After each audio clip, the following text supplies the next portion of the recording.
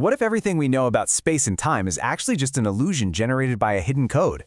Welcome to today's Explainer, where we're unpacking some truly mind-bending concepts from the book Dos Joga aos Dados.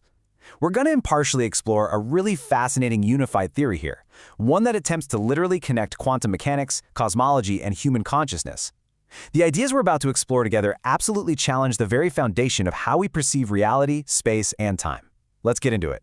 We'll kick things off with Albert Einstein's famous intuition. You know the one. He rejected the pure randomness of quantum mechanics, famously stating, "The old man doesn't play dice." Well, the author of our source text uses this as a launching pad. They suggest Einstein's intuition was actually pointing toward a profound underlying informational order right beneath the apparent chaos of the quantum world. What if the universe isn't random at all? What if it's running on a deeply hidden code? To guide us safely on this conceptual leap, here is our roadmap for today's explainer. 1. The old man doesn't play dice. 2. The fibrous information web. 3. The geometry of particles. 4. The illusion of gravity. 5. The dark sector. And 6. Physioethics and consciousness. All right, Section 1. The old man doesn't play dice. The crisis in modern physics. So, for decades, physics has been kind of trapped in this massive crisis.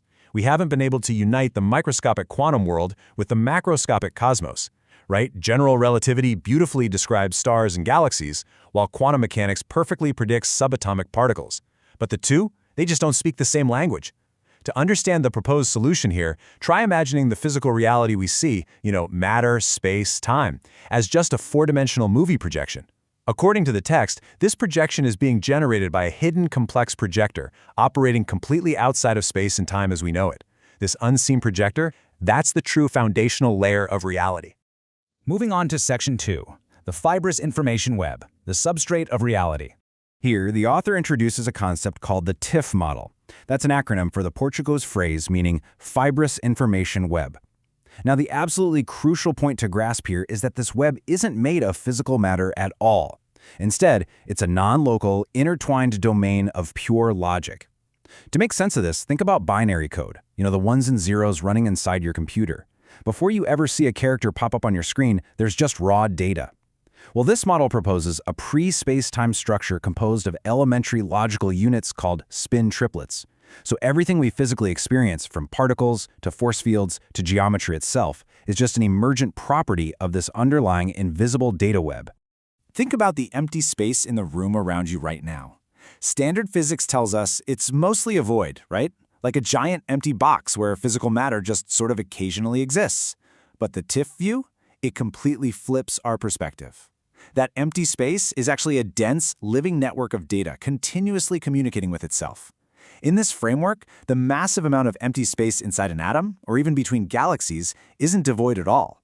It's the incredibly dense informational domain that actually sustains the quantum organization of reality. We are quite literally swimming in a flowing web of pure information. Let's dive into Section 3, the geometry of particles, visualizing the math. So how exactly does pure information become the physical particles we measure in our massive colliders?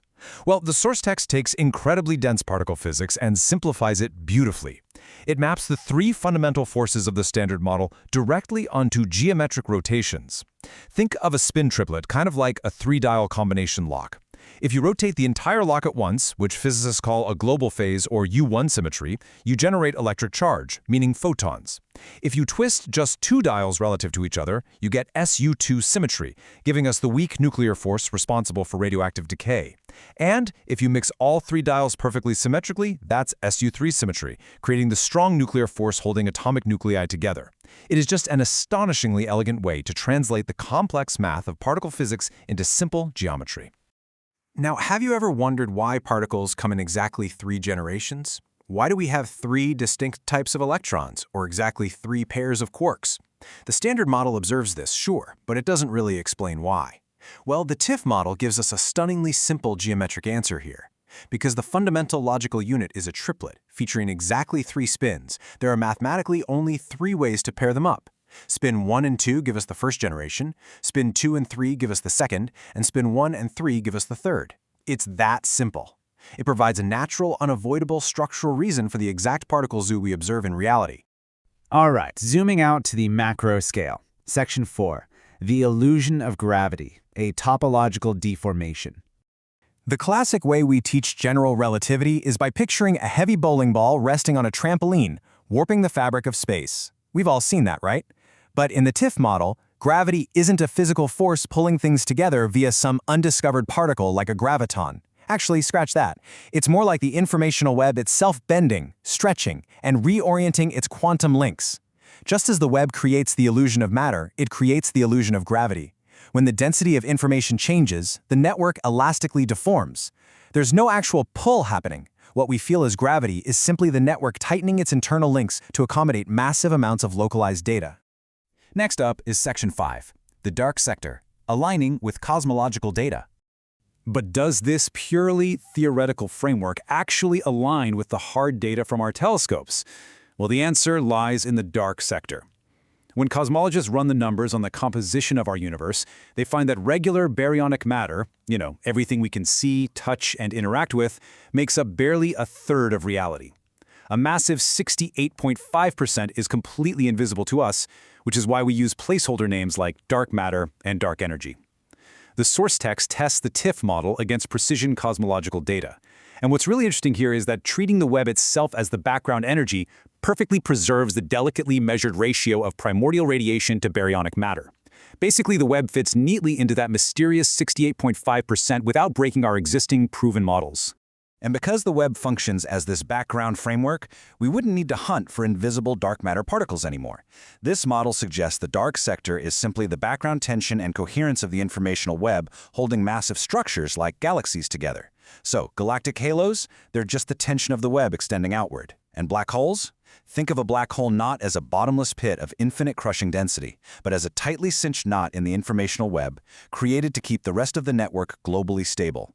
This purely topological view effectively eliminates the need for standard dark matter theories entirely. It's a real game changer.